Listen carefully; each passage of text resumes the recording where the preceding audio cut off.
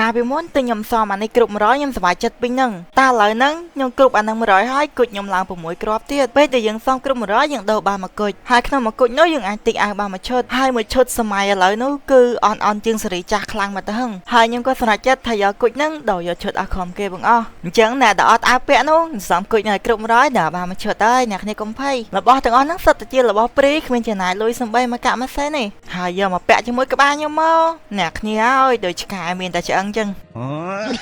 ខ្ញុំក៏យកវាទៅតុបតែមលាបក្រែមលាបម្សៅមកថឹងហើយវាក៏បានប៉ុណ្ណេះហើយខ្ញុំអត់ពេញចិត្តឈុតនេះខ្ញុំក៏ទៅរកទិញអីផ្សេងទៀតតាមពិតរបស់ free ហ្នឹងមានច្រើនបើអ្នកគ្នាអត់ដឹងប្រកាសជាអត់ដឹងតែបើអ្នកគ្នាមើលវីដេអូមួយណាប្រកាសជាដឹងអស់បន្ទាប់មកគឺកាក់រ៉ាំងជំនាន់មុនគេលក់អាវលយមែនតើណាឥឡូវក៏អត់ឃើញក៏ចង់សោយដែរកាក់អាវគាត់ខ្ញុំក៏យក3000កាក់រ៉ាំងមកទិញកវិតថ្មីមានអីលយដែរតាហើយយើងយកមកកាន់មានអីសង្ហាជាងបារាំងតិចអាការ៉ាំងហ្នឹងបើយើងចុចអាខាងនេះវានឹងលក់កៅអៅជាឈុតហើយបើអ្នកគ្នាបានឃើញសក់វានោះសក់វាសិតតែកំពូលល្បីហើយអានេះជាប្រអប់សក់ទី1អានេះគឺជាប្រអប់សក់ទី2ហើយសក់ទី3សិតតែអ្នកយកទៅវីដេអូកំ pl ពេញហ្នឹងហើយក្នុងមួយប្រអប់ហ្នឹងមិនយើងបើកទៅដឹងតែត្រូវទេខ្ញុំយក1000កាក់មកចាប់ដល់ពេលចាប់វាទៅវាទៅត្រូវអាជ្រុងនោះមិនដឹងជាស្អីហើយខ្ញុំទៅឆែកមើលចង់ដឹងថាស្អីក៏នៅតែមិនដឹងថាស្អីទៀតហើយខ្ញុំមិនអស់ចិត្តក៏ទៅបើកវាមកប្រអប់ទៀតហើយវាក៏ត្រូវស្បែកជើងមកគូមានកញ្ចក់សមនឹងក្បាលឆ្កែខ្ញុំប្រហើយ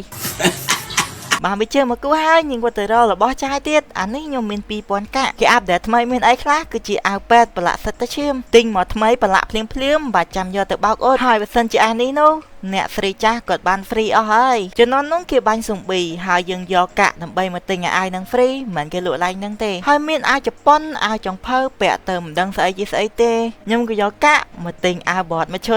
ត200អាវហ្នឹងហើយយើងបានពាក់ជំនាន់ចាប់កាក់ត្បូងបានជាថ្ងៃទៀតឥឡូវយើងទិញវាមកទៅធ្វើជាអនុស្សាវរីយ៍ឃើញអត់ទោះរបស់ free ក៏ពាក់ទៅស៊ីមួយកៅអៅយើងដែរតាហើយក្នុងហ្នឹងក៏មានលក់ skin លម៉កដែរពេលអ្នកគ្នាជាលម៉កអត់ skin វានឹងចាញ់ផ្លាក like គេតែបើទិញ skin នេះណា